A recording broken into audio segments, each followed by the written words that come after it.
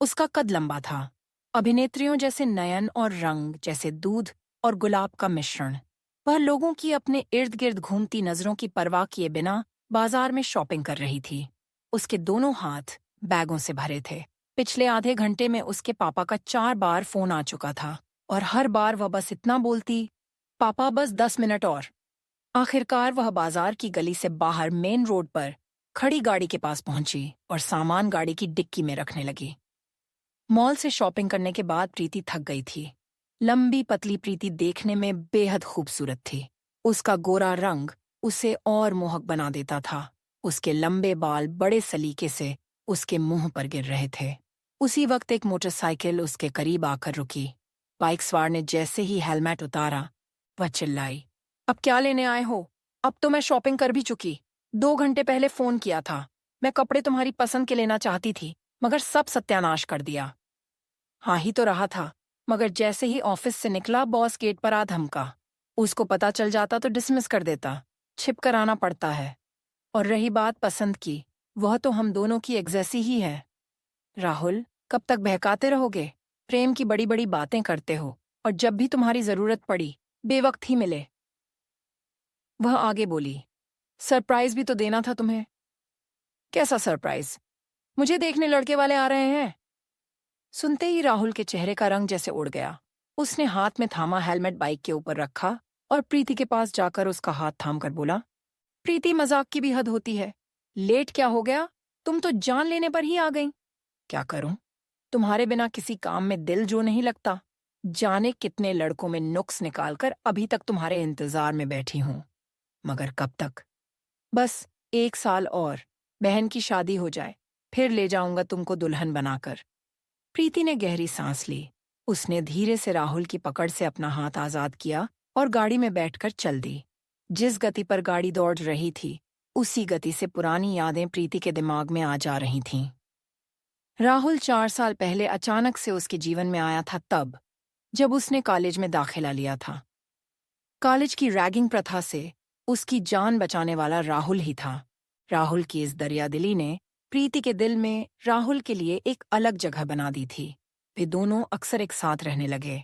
College canteen तो ऐसी जगह थी जहां खाली समय में दोनों रोज घंटों बातें करते रहते। महीनों तक उनमें से किसी ने उस प्रेम का इजहार न किया जो पता नहीं कब दोस्ती से प्रेम में बदल गया था। राहुल कुछ था भी ऐसा कि उसकी दिलकश अंदाज में की गईं बातें सबको उसका दीवाना बना देती थीं। प्रीति तो उसे पहले दिन ही अपना दिल दे बैठी थी। एक दिन दोनों कैंटीन में साथ बैठे बातें कर रहे थे कि राहुल ने कहा, 2 महीने बाद परीक्षा हो जाएगी और मैं चला जाऊंगा। कहाँ?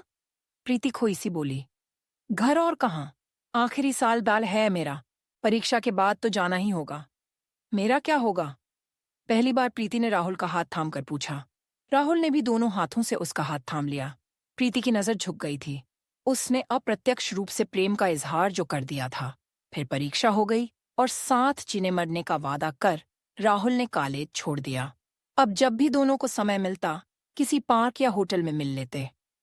कभी कभी राहुल काम से छुट्टी लेकर उसे सिनेमा दिखाने ले जाता। कॉलेज आने और जाने तक तो दोनों साथ ही रहते। जिंदगी बड़ी हंसी खुशी गुजर रही थी।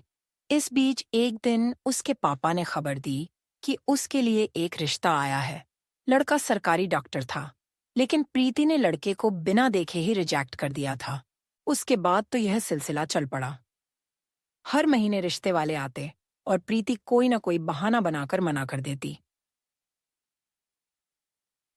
एक दिन पापा ने मम्मी से कहकर पूछवाया कि वह किसी लड़के को पसंद करती हो तो बता दे। लेकिन प्रीति ने राहुल का जिक्र नहीं किया, क्योंकि वह एक प्राइवेट कंपनी में छोटा सा मुलाजिम जो था। प्रीति ख्यालों में इस कदर खोई थी कि उसे पता ही न चला कि कब गाड़ी गलत रास्ते पर चली गई। उसने आसपास गौर से देखा, बहुत दूर निकल आई थी। खुला खुला सा रोड संकरी गली में कब तब्दील हो गया, उसे तो आभास ही न हुआ। किसी से रास्ता पूछने की गरज में उसने इधर उधर नजर दौड़ाई तो कुछ फासले पर 2 लड़के सिगरेट फूंकते दिखे। उसने गाड़ी वहीं रोक दी और पैदल उनके पास पहुंची। दिन था, इसलिए उसे जरा भी भय महसूस न हुआ, मगर अपनी ओर आते उन लड़कों के बदलते हाव भाव देखकर गलती का एहसास हुआ। मोहन नगर जाना था, रास्ता भटक गई हूं, प्लीज हेल्प, प्रीति ने विनयपूर्ण लहजे में कहा। प्रीति उन लड़कों की आंखों में बिल्ली के जैसे भाव देखकर सिहर उठी। दोपहर का वक्त था और कॉलोनी की सड़कें सुनसान पड़ी थीं। तसल्ली यह कि दिन ही तो है। एक लड़का सिगरेट फेंककर आगे बढ़ा और अपने शिकार पर झपट पड़ने जैसे भाव छिपाता सहानुभूतिपूर्ण लहजे में बोला, आगे से राइट टर्न लेकर फिर लेफ्ट लेकर मेन रोड आ जाएगा, वहां से सीधे मोहन नगर चली जाओगी। उन लड़कों का आभार जताकर प्रीति गाड़ी में बैठकर बताई दिशा में चल दी। वह सोच रही थी कि कितने सज्जन थे वे लड़के, और वह खामखा डर रही थी। आगे मोड़ घूमते ही सड़क इतनी तंग हो गई कि बराबर में साइकिल तक की जगह न थी। शुक्र था कि आवाजाही नहीं थी। पता नहीं कॉलोनी में कोई रहता भी था या नहीं। फिर सामने वह जिसके बाद मेन रोड आ जाना था। प्रीति ने राहत की सांस ली। फिर जैसे ही गाड़ी मोड़ पर दाएं मुड़ी, प्रीति का गला खुश्क हो गया और पैडल पर रखे पांव में कंपन होने लगा। मोड़ घूमते ही सड़क 4 कदम आगे एक मकान के दरवाजे पर बंद थी। उसने पल भर कुछ सोचकर गाड़ी को रिवर्स करने के लिए पीछे गर्दन घुमाई तो पीछे मोटरसाइकिल खड़ी दिखी।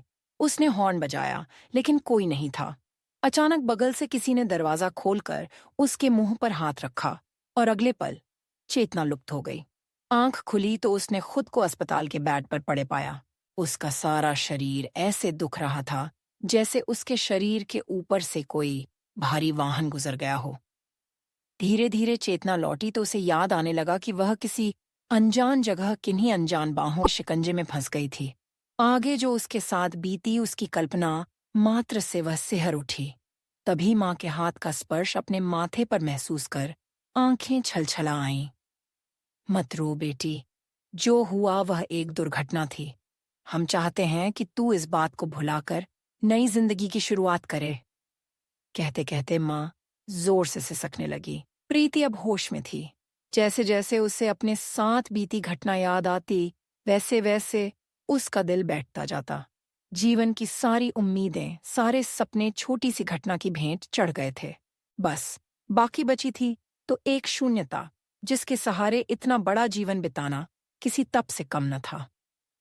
दिनों बाद अस्पताल से घर लौट आई। जो लोग उसके रिश्ते की बात करते थे उसे देखने तक न आए। संकेत साफ था।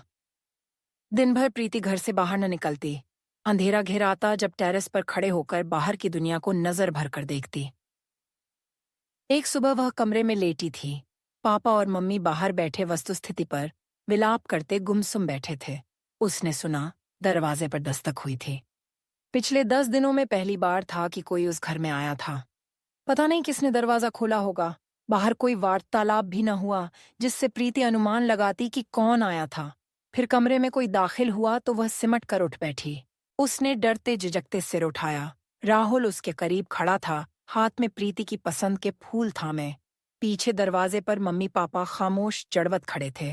राहुल ने फूल प्रीति के करीब बेड पर रख दिए और एक किनारे पर बैठ गया। मैं काम के सिलसिले में शहर से बाहर था। कल ही लौटा हूं। काश कि मैं बाहर न गया होता। ऐसा हम अक्सर सोचते हैं। हम सोचते हैं कि हम हर जगह रहकर किसी भी अनहोनी को होने से रोक देंगे। यह सोचना अपने आप को दिलासा देने की कोशिश के सिवा कुछ नहीं। एक घटना जीवन की दशा और दिशा दोनों को बदल देती है, लेकिन जिधर भी दिशा मिले चलते जाना है। यही जीवन है। मैं काफी मुसीबतों के दौर से गुजरा हूं।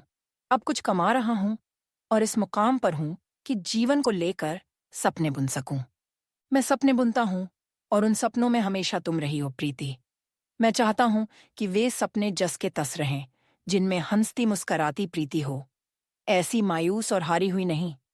कहते कहते राहुल भावुक हो गया। उसने प्रीति का हाथ थाम लिया।